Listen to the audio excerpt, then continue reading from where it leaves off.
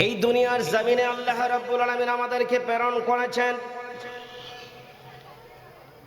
এই দুনিয়াতে আসার পেছনে আমাদের কোনো লক্ষ্য উদ্দেশ্য আছে। এই বিষয়গুলো কি আপনাদের জানা আছে? নাকি দুনিয়াতে যে আমরা এসেছি অনার্থক এসেছি? এই দুনিয়ার জমিন আমার আপনার স্থায়ী জমিন নয়। এই দুনিয়ার জমিন আবার আমার আপনার জন্য অস্থায়ী। আবার আপনাকে এই দুনিয়ার জমিন দুনিয়ার মাঝার ছেড়ে একদিন রবের কাছে হাজিরা দেওয়া লাগবে। আওয়াজ দেয়া বলেন কথা ঠিক কিনা? যারা যারা মনে করেন এই দুনিয়ায় আমাদের জন্য সব, এই দুনিয়ার পার্থিব লাজ নেয়ামত গুলোই আমাদের জীবনের আশা আর আকাঙ্ক্ষা, মনে রাখবেন দুনিয়ার সমস্ত লাজ নেয়ামত দিয়েও যদি আপনাকে ভরপুর করে দেওয়া যায়, মুসলমান ভাইরা রে আমার, ওই বান্দার কিন্তু অন্তর থেকে দুনিয়ার মহাব্বত কোনোদিন সরানো সম্ভব নয়। কথা বলেন। কারণ আপনার একতলা বাড়ি আছে, আপনি একতলা বাড়ির কাছে যাইয়া বলবেন অপরে অন্যজনের তো পাঁচতলা বাড়ি, আমার একতলায় মন ভরবে না, আমার দিতে হলে এক পাঁচতলার চাইতে ছয়তলা দেওয়া লাগবে। আপনার এই অন্তরের ভিতরে একের পর এক চিন্তা আসবে, টেনশন আসবে। এই জন্য দুনিয়ার কোনো লাজ নেয়ামত দিয়ে আপনাকে ভরপুর করা সম্ভব নয়। আপনাকে যিনি সর্ব অবস্থায় খুশি করতে পারেন তিনি হচ্ছেন আল্লাহ। আল্লাহ রব্বুল আলামিন যদি আপনাকে খুশি করতে পারে তবে আপনি খুশি। দুনিয়ার এই লাজ নেয়ামত দিয়ে আপনার কোনো দরকার নাই। কথা বলেন ঠিক কিনা? সুতরাং সেই রবের কাছে যেতে হলে আমাদেরকে খালি হাতে যাওয়া যাবে? মুসলমান ভাইরা আমার, আল্লাহ রাব্বুল আলামিন দুনিয়াতে আমাদের প্রেরণ করেছেন, মনে রাখবেন আমাকে আজ না হয় কাল, টুডে অ্যান্ড টুমরো, আমাকে আজ না হয় কাল আমার আল্লাহর কাছে যাওয়া লাগবে। এই দুনিয়া হচ্ছে অস্থায়ী, আখিরাত হচ্ছে চিরস্থায়ী। আখিরাতের জীবনটা হচ্ছে লম্বা সময়, যেই সময়ের শুধু শুরু আছে আর কোনোদিন শেষ হবে না। আর দুনিয়ার জমিনে মার গর্ভ থেকে আপনি যখন দুনিয়াতে এসেছেন সেই দিন থেকে নির্ধারিত আপনার যেই হায়াতের জীবনে বাজেট করা ছিল, সেই সময় থেকে আপনার জন্য একটা একটা করে সময় যাচ্ছে, দিন যাচ্ছে, পার হয়ে যাচ্ছে। কথা বলেন ঠিক কিনা? সুতরাং আখিরাতের জীবনের প্রস্তুতি নিতে হলে আমাদের যেন তেন কোনো কিতাবের দিকে তাকালে চলবে না, মানব রচিত মতবাদের দিকে ছুটলে চলবে না। আল্লাহ রব্বুল আলামিন যেই বিধানটা দিয়েছে সেই বিধানের প্রতি আমাদের জীবনকে ধাবিত করা লাগবে, সেই বিধান অনুযায়ী আমাদের জীবন পরিচালনা করা লাগবে। কোরআনে কারিম কেন্দ্রিক যদি জীবন না করতে পারি তাহলে মুসলমান ভাইরা আমার, আমার আল্লাহর কাছে কিন্তু আমরা জবাব দিতে পারবো না। কথা বলেন ঠিক কিনা? সেই সুবাদে কোরআনে কারিম থেকে আমি আপনাদের সম্মুখে একটি আয়াতে কারিমা তেলাওয়াত করেছি।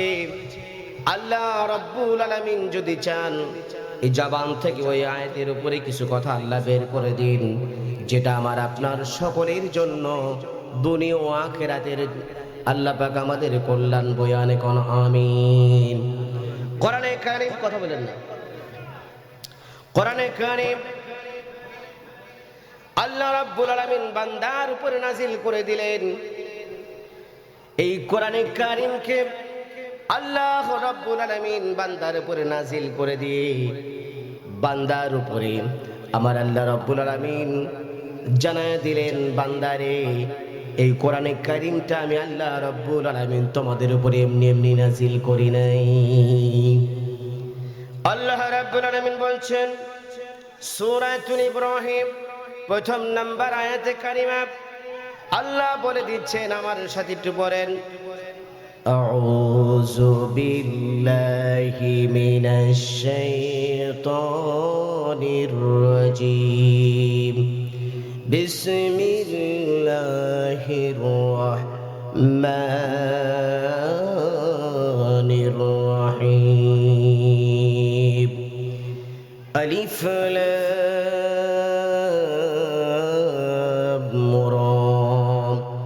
কিতাবুন আনসালনাহু ইলাইকা লিতুখরিজান নাসা মিনাজ যুলুমাতি ইলান নূর। মুসলমান ভাইরা আমার আল্লাহ রাব্বুল আলামিন কোরআনে কারীমকে বিশ্ব নবীর উপরে নাজিল করে দিয়ে জানায় দিলেন, নবী এই কোরআন আপনার উপরে আমি নাজিল করেছি। এই কোরআন আমি আপনার উপরে অবতীর্ণ করেছি। এই কিতাবের একটা মাহাত্ম্য আছে, এই কিতাবের একটা গুরুত্বপূর্ণ বিষয় আছে। আপনি কি সেটা জানেন? সেই বিষয়টা হচ্ছে কিতাবুন আনসালনাহু ইলাইকা লিতুখরিজান নাসা মিনাজ যুলুমাতি ইলান নূর। সেই কোরআনটা হচ্ছে আমি আল্লাহ আপনার উপরে নাজিল করে দিয়েছি, যেই কোরআন দিয়া এই দুনিয়ার জমিনের সমস্ত অন্ধকার আমি আল্লাহ দূর করে দিব। সুবহানাল্লাহ। লিতুখরিজান নাসা মিনাজ যুলুমাতি ইলান নূর। এই কোরআনটা হচ্ছে দুনিয়ার জমিনে যত অন্ধকার আছে, জুলুমাত আছে, এই সব কিছুকে দূর করে দিয়ে মানুষকে আলোর দিকে নিয়ে আসবে। সুবহানাল্লাহ। এখন আপনারা বলতে পারেন অন্ধকার, জুলুমাত শব্দের অর্থ হচ্ছে অন্ধকার। এই অন্ধকারটা, এই যে বাতি আছে, বিদ্যুৎ চলে যাবে, অন্ধকার হয়ে যাবে এই জায়গাটা। কথা বলেন ঠিক কিনা? প্রকৃতপক্ষে এটা বিদ্যুৎ চলে যাওয়ার জন্য যে অন্ধকার, এই অন্ধকার না। কোরআনে কারীম আল্লাহ রাব্বুল আলামিন নাযিল করে দিয়েছেন। আল্লাহ বলে দিলেন এটা হচ্ছে এমন এক অমানিসার অন্ধকার, এটা হচ্ছে এমন এক অমানবিকতার অন্ধকার, এটা হচ্ছে মনুষ্যত্বের অন্ধকার, এটা হচ্ছে অন্যায়ের অন্ধকার, এটা মোট কথা হচ্ছে অমানবিকতা, মানুষের কুরুচিপূর্ণ সব কিছু মতবাদের পক্ষে দাঁড়ানো যে শক্তি, এই শক্তির বিরুদ্ধে এটা অন্ধকার। কথা বলেন ঠিক কিনা? এই সব কিছুকে পেছনে ফেলে দিয়ে এই কোরআন এই মানুষগুলোকে জান্নাতের দিকে নিয়ে আসবে। লিতুখরিজান নাসা মিনাজ যুলুমাতি ইলান নূর। আলোর দিকে নিয়ে আসবে। আলোর কি পথ? জান্নাতের পথ, সঠিক পথ। কথা বলেন ঠিক কিনা?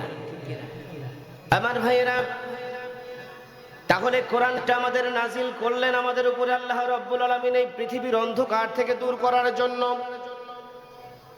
আমাকে আলোর দিকে আনার জন্য এই কোরআনে কারীমটা আমার আল্লাহ আমাদের উপরে নাজিল করে দিলেন। চলুন কোরআন দুনিয়ার জমিনে কিভাবে অন্ধকারগুলো দূর করেছে। এই কোরআনের বিধান বিশ্বনবী মুহাম্মদুর রাসূলুল্লাহ সাল্লাল্লাহু আলাইহি সাল্লাম জারি করেছেন মক্কায়, মদিনায়। বলেন তো দেখি, মক্কার মদিনায় আজ ওই কোরআনের বিধান আছে না নাই? বিশ্বনবী কোরআন দিয়া দুনিয়া চালিয়েছেন, সমাজ প্রতিষ্ঠা করেছেন। ওই সমাজের ভিতরে কোন রকম অন্যায় আছে এরকম রিপোর্ট আছে? গোটা পৃথিবীর ইতিহাসের দিকে তাকান, যেই জায়গায় কোরআনের বিধান ছিল সেই জায়গায় কোরআনের বিধান মানুষ এমন ভাবে মেনেছে, কোরআনের বিধান মানার পরে তাদের জীবনের সমস্ত অশান্তিগুলো দূর হয়ে গেছে, মানসিক পেরেশানি দূর হয়ে গেছে, সমাজ থেকে অন্যায় দূর হয়ে গেছে, জুলুমাত দূর হয়ে গেছে। মানুষের বাক স্বাধীনতার পক্ষে রায় দিয়েছে কোরআন, আজাদ করে দিয়েছে দেশ। সব কিছুকে আল্লাহ রাব্বুল আলামিন কোরআনের জন্য কবুল করেছে। বলেন ঠিক কিনা?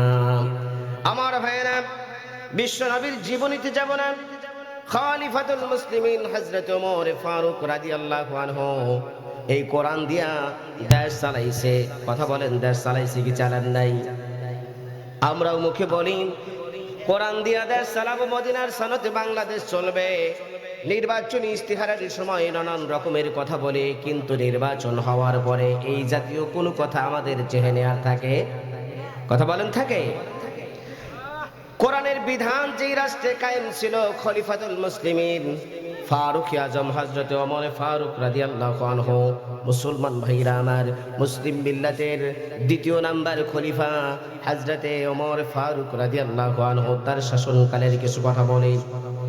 আমার ভাইরা,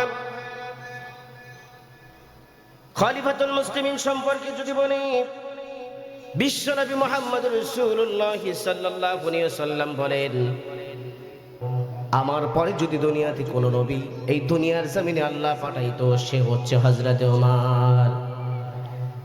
ওমরকে আল্লাহ রাব্বুল আলামিন কেমন পছন্দ করতেন, কেমন ভালোবাসলেন। নবীদের দরজায় আমার আল্লাহ রাব্বুল আলামিন ওমরের নামটা ঢুকায় দিলেন। সে ওমরের ব্যাপারে বলছি, যে ওমরকে দেখলে বাঘ আর ছাগল এক ঘাটে পানি খায়। বাঘ কোনোদিন ছাগলকে ভয় বা লোভ করে না, আর ছাগল কোনোদিন বাঘকে ভয় পায় না। ওমর রাদিয়াল্লাহু আনহুর কথা আগে কিছু সাজায় নেই, আপনাদেরকে বোঝাতে যায় কিছু কথা বলা লাগে। হযরত ওমর ফারুক রাদিয়াল্লাহু আনহু, হযরত আবু বকর সিদ্দিক রাদিয়াল্লাহু আনহু মুসলিম মিল্লাতের যখন প্রথম খলিফা ছিলেন, হযরত আবু বকর সিদ্দিক রাদিয়াল্লাহু আনহুর শাসনামলে হযরতে ওমর ফারুক রাদিয়াল্লাহু আনহু ছিলেন বিচারকের কাজে দায়িত্ব, তিনি ছিলেন বিচারক।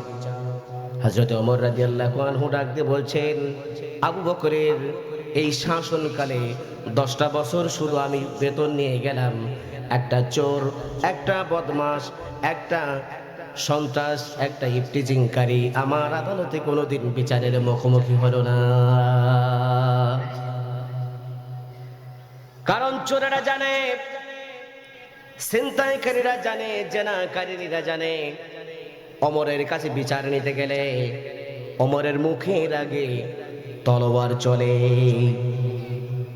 বিচার ছিল শক্ত।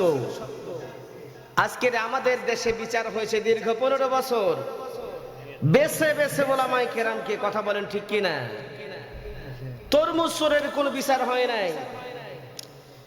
খলিফাতুল মুসলিমিন হযরত ওমরের কথা বলতেছিলাম। রাষ্ট্র পরিচালনা করছেন কি দিয়া? আল্লাহর কোরআন দিয়া। কি দিয়া? আল্লাহর কালাম দিয়া। আল্লাহর কালাম গ্যারান্টি দিয়েছে, লিতুখরিজান নাসা মিনাজ যুলুমাতি ইলান নূর, অন্ধকার যুগের মানুষগুলোকে আলোর দিকে নিয়ে আসবে। কথা বলেন ঠিক কিনা? মিথ্যার অবসান দূর করে দিয়ে সত্যের প্রতিষ্ঠান এই দুনিয়ার জমিনে তৈরি করবে। কথা বলেন। মিথ্যার অহংকার, মিথ্যার প্রাচীরকে, মিথ্যার প্রাচীরের দেয়ালকে ভেঙে চুরমার করে দিয়ে সত্যের খুঁটি এই জমিনে প্রতিষ্ঠিত হবে। কথা বলেন ঠিক কিনা? এটা হচ্ছে কোরআনের একটি ওয়াসিম মুজিজা। সুবহানাল্লাহ বলবেন না? কোরআন দিয়ে রাষ্ট্র পরিচালনা করছেন হযরত ওমর সিদ্দিক আকবর। হযরত আবু বকরের জামানাতে বললাম তো 10 বছর শুধু চাকরি করলেন, কোন কি পেলে, এই কোন চোর, ছিনতাইকারী, রাহাজানিকারী এগুলো তার আদালতে আসে নাই। কিসের বদলত? কোরআন দিয়া রাষ্ট্র পরিচালনা করার বদলত। সুবহানাল্লাহ বলবেন না? সে ওমরের কথা বলতেছে, কেমন ভাবে রাষ্ট্র পরিচালনা করলেন। হযরত ওমর ফারুক রাদিয়াল্লাহু আনহু রাষ্ট্র পরিচালনা করছেন কোরআন দিয়া। ইতিহাসের ভিতরে পাওয়া যায়, ফারুক আজম হযরত ওমর ফারুক রাদিয়াল্লাহু আনহু ডাক দিয়ে বলতেছেন, আব্দুল্লাহর মা দরজা খোলো, সারাদিন দিনের দাওয়াত দিয়ে ঘরের ভিতরে প্রবেশ করতে চাই। দরজা খুলে দেওয়া হলো। দরজা খুলে দেওয়ার পরে হযরতে ওমর ফারুক রাদিয়াল্লাহু আনহু ঘরের ভিতরে প্রবেশ করলেন। প্রবেশ করার পরে সঙ্গে সঙ্গে স্ত্রী সালাম দিলেন। সালামের প্রচলন আমাদের মা বোনদের ভিতরে আছে না নাকি? আমার মা বোনেরা কি স্বামীদেরকে সালাম দেয়? এখান থেকে একটা হাদিস শুনে নেন। বিশ্বনবী মুহাম্মদ রাসূলুল্লাহ সাল্লাল্লাহু আলাইহি ওয়াসাল্লাম যখন কোন জায়গা থেকে ঘরের ভিতরে তাশরীফ আনতেন, আম্মা জান হযরতে আয়েশা সিদ্দিকা রাদিয়াল্লাহু আনহা চিন্তিত পেরেশানিত মন নিয়ে আল্লাহর নবীর দিকে তাকায় থাকতেন। আমি একটু দেখি কখন আল্লাহর নবী আসবে, আমি একটু আমার নবীর আগে আমি স্ত্রী আমার স্বামীর সালাম দেব। নবীজি কখনো ঘরে ঢোকার সময়ে পরে সালাম দেন নাই কিংবা উত্তর নেন নাই, সর্ব অবস্থায় আমার নবী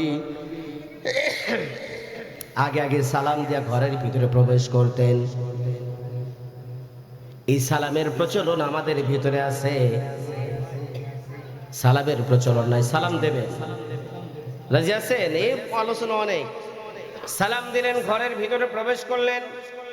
হযরত ওমর ফারুক রাদিয়াল্লাহু আনহু ডাক দিয়ে বলতেছেন, স্ত্রী খাবার কি আছে, খাবারগুলো দাও। আল্লাহর নবীর সাহাবী হযরত ওমরের সামনে আব্দুল্লাহর মা ওমরের স্ত্রী কিছু পিঠা নিয়ে আসলেন। পিঠাগুলো দেওয়ার পরে আল্লাহর নবীর সাহাবী হযরত ওমর ফারুক ডাক দিয়ে বলতেছেন, আব্দুল্লাহর মা, আমার সামনে যে পিঠাগুলো আনলা, এই পিঠাগুলো তো স্বাভাবিক কোনো পিঠা না, দেখতে পাচ্ছি রকমারি যেই পিঠা, এই পিঠাগুলো তো আমার ভাগ্যে জোটার কথা না। কেন? কয় রাষ্ট্রের কোষাগার থেকে এই দেশের এই জনপদের সমস্ত জনগণের উপরে যে পিঠাগুলো বা যে আটাগুলো বরাদ্দ আছে, তার উপরে যে আটা বরাদ্দ আছে, আমি ওমরের উপরেও সে আটা বরাদ্দ আছে। রাজ্যের প্রেসিডেন্টের কথা মিলাই নিয়ে যে আটা আমার উপরে বরাদ্দ আছে, সে আটা দিয়ে এত সুন্দর সুন্দর পিঠা হওয়ার কথা না। ওমরের স্ত্রী ডাকতে বলতেছেন, খলিফাতুল মুসলিমিন, আপনি কি জানেন এই আটা কোথা থেকে এসেছে, এই পিঠাগুলো কিভাবে তৈরি হয়েছে? আল্লাহর নবী সাহাবী হযরত ওমর ফারুক রাদিয়াল্লাহু আনহু ডাকতে বলতেছেন, তোমার কেউ কি হাদিয়া দিয়েছে নাকি কেউ ঘুষ দিয়েছে? কারণ দেশের প্রধানমন্ত্রীর বউ তোমার সুন্দর সুন্দর পিঠা দিয়ে আমার কাছ থেকে কেউ বিচারটা হালকা করে নিতে পারে? কথা বলো তো দেখি, তোমার কি ওই সুন্দর পিঠাগুলো হাদিয়া দিয়েছে নাকি? আল্লাহর নবীর সাহাবী হযরত ওমরের কথা শুনে ওমরের স্ত্রী ডাকতে বলতেছেন, প্রাণের স্বামী গো, আপনারে এই দেশে কোন লোকটা আছে আপনারে ঘুষ দেবে, হাদিয়া দেবে, এইরকম কোনো কিছু না। রাজ্যের কোষাগার থেকে আপনি যে আটা পান, আজ থেকে 6 মাস পূর্বে আপনি বলেছিলেন একটু পিঠা খাইতে মন চেয়েছিল। আজ থেকে 6 মাস পূর্বে রাজ্যের কোষাগার থেকে আমাদের উপরে বরাদ্দকৃত যে আটা ছিল, সে আটার থেকে আমি 100 টাকা করে জমায়া আজকে এতগুলো আটা হয়েছে। সে আটা থেকে আজকে পিঠা বানাইছি। আপনি নিঃসন্দেহে খান, এই পিঠা আপনার জন্য বৈধ, হালাল, কোনো প্রকারের অন্যায় ভাবে এই পিঠা আনা হয় নাই। এটা হচ্ছে রাজ্যের প্রেসিডেন্টের ইতিহাস। 6 মাস করে 100 টাকা করে আটা জোগায়া পিঠা বানায়, আর খানা সামনে আসে, খানা খায় না। তাহাকে করে কে, কোথায় থেকে ঘুষ দিল নাকি? আল্লাহর নবীর সাহাবী জলিল কদর সাহাবী হযরত ওমর ফারুক ডাক দিয়ে বলতেছেন, আব্দুল্লাহর মা, এই পিঠা আমি খেতে পারবো না। কেন পারবেন না? এই জন্য খেতে পারবো না, অর্ধ জাহানের শাসন আমার হাতে আল্লাহ রাব্বুল আলামিন দিয়েছেন। আমার জনপদের ভিতরে কঠিন কিয়ামতের আদালতে কোনো একজন বান্দা যদি আল্লাহর কাছে নালিশ করে, ওমর ক্ষমতায় থাকার পরে সুন্দর সুন্দর রকমারি পিঠাগুলো খেয়েছে আব্দুল্লাহর মা, ওই কঠিন কিয়ামতের আদালতে ওই বান্দিগুলো যদি আদালতে নালিশ করে, এই দুনিয়াতে প্রেসিডেন্ট ওমর পিঠা খেয়েছে, তার জনপদে থাকার পরে আমরা কোনোদিন ভালো পিঠা খেতে পারি নাই, আল্লাহর আদালতে আমি ওমর আসামি হয়ে যাব। কথা বলেন ঠিক কিনা? কি করবে? আব্দুল্লাহর মা, পিঠাগুলো আমার কাছে উঠায় দাও। আমার পোটলার ভিতরে বেঁধে দাও। আমি যাব, রাজ্যের প্রত্যেকটি জনপদের খবর নেব কার বাড়িতে কে পিঠা খেতে চায়। অনাহারে কোন মানুষটা আছে, ওই মানুষটার কাছে আমার হাতের এই পিঠাগুলো তাদের কাছে পৌঁছায় দিয়া, যদি কিছু বাঁচে তাহলে আমি খাবো, না বাঁচলে একটা পিঠা আমি ওমর খাবো না। এমন যদি হতো আমার দেশের শাসক হতো, ওমরেরই মতো হতো, আবু বকরের মতো। এমন যদি হতো আমার দেশের শাসক হতো, ওমরেরই মতো হতো, আবু বকরের মতো। জনগণের খোঁজ খবর নিত রাত দুপুরে, ঘুরে ঘুরে, ঠিক কি না? জনগণের খোঁজ খবর নিত রাত দুপুরে, ঘুরে ঘুরে দেখতো কি কেউ আছে অনাহারে। আমার দেশের মা বোনেরা ধর্ষিতা হতো না, আমার দেশের কৃষক শ্রমিক বঞ্চিত হতো না, আমার দেশের মা বোনেরা লাঞ্ছিত হতো না, আমার দেশের কৃষক শ্রমিক বঞ্চিত হতো না। ধনী গরিব ভালোবাসায় জীবন ফিরে পেত, যদি আমার শাসক হতো ওমরেরই মতো হতো, আবু বকরের মতো। কথা বলেন ঠিক কি না? এইরকম শাসক আমাদের দেশে আসুক। কারা কারা চাই হাত তোলেন। নারায়ে তাকবীর। আল কোরআনের আলো এই জায়গায় না, ঘরে ঘরে না, ওই সংসদ পার্লামেন্টে জানো। কথা বলেন ঠিক কিনা? এই দেশে যদি কোরআনের আইন প্রতিষ্ঠা হয় তবেই এই দেশের জনগণ শান্তিতে থাকতে পারবে, অন্যথায় মানুষ শান্তির ঠিকানা খুঁজে পাবে। শান্তি যদি পেতে চান কোরআনের ছায়াতলে আসা লাগবে। একমাত্র গ্যারান্টি দিতে পারে শান্তির ঠিকানা এই কোরআন ছাড়া কেউ জানে না। কথা বলেন ঠিক কিনা?